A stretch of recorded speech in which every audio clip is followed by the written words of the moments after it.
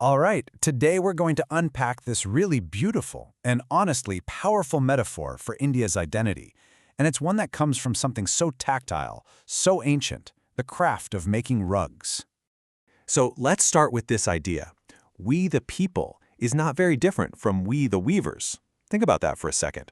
It's this powerful thought that connects something you might see as a simple craft, weaving a carpet, to the absolutely massive task of building a nation, right? It's all about countless individual threads coming together to create something so much stronger, so much more beautiful than any single one of them could be alone. So where does this story really begin? Well, you have to go back to a huge day in history, January 26, 1950.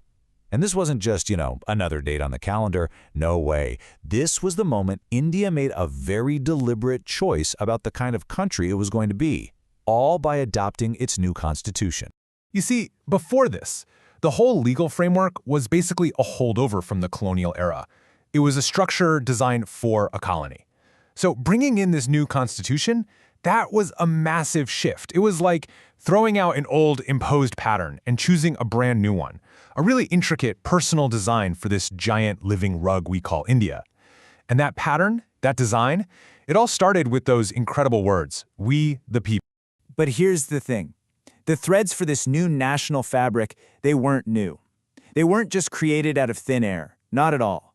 They've been a key part of India's story for thousands of years, woven right into its cultural DNA. I mean, we're talking a legacy that goes way, way back.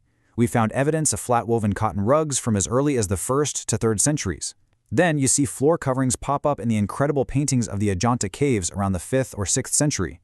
And by the 15th century, it's clear this wasn't just some niche craft. It was a part of the cultural landscape. And, these early weavings were so much more than just something to put on the floor. Yeah, they were practical, they were portable, sure, but they were also just packed with meaning. The patterns, the colors, they told a story. They could tell you who someone was, where they were from. In a sense, they were already embodying the core ideas that would one day shape the Republic. Okay, so then comes a huge turning point. We're talking the 16th century, with the arrival of the Mughals.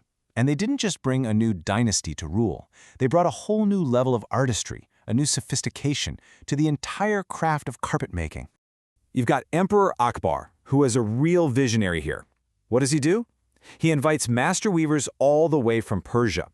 He sets up these royal workshops, called karkhanas, in big cities like Agra and Lahore. But, and this is the most important part, he encouraged a fusion. The goal was never to just copy Persian rugs. Nope. It was to take their incredible techniques and blend them with totally unique Indian styles and color palettes. And what you get is not erasure, it's evolution. It was this incredible creative explosion. This fusion created something completely new. A kind of carpet that was, technically brilliant, but at its heart, it was unmistakably Indian. Okay, so let's zoom in now. We're going from this grand empire-level view down to a very specific region in Uttar Pradesh, because this is where the craft became, it became the lifeblood of entire communities. We're talking about the Mirzapur belt. People literally call it the Carpet City, and its roots go all the way back to that same Mughal period. Over hundreds of years, this whole area became a place where you'd find looms inside people's homes, where the skills were just passed down generation after generation. In the scale, it's just staggering. We're talking about millions of people, millions whose jobs are tied, directly or indirectly, to the carpet industry there. So it's not just art, it's not just culture, it's a massive economic engine. Now, Bhadohi, Mirzapur might be the biggest hub, for sure, but it's part of this really important network of weaving centers all across the country. You've got places like Jaipur, Panipat, Agra, and each one adds its own flavor, its own unique style to this incredible tapestry of Indian weaving. So all of this brings us right back to where we started, to that central metaphor, this idea that every single part of a handmade rug lines up perfectly with the parts of a republic. Let's really break that down.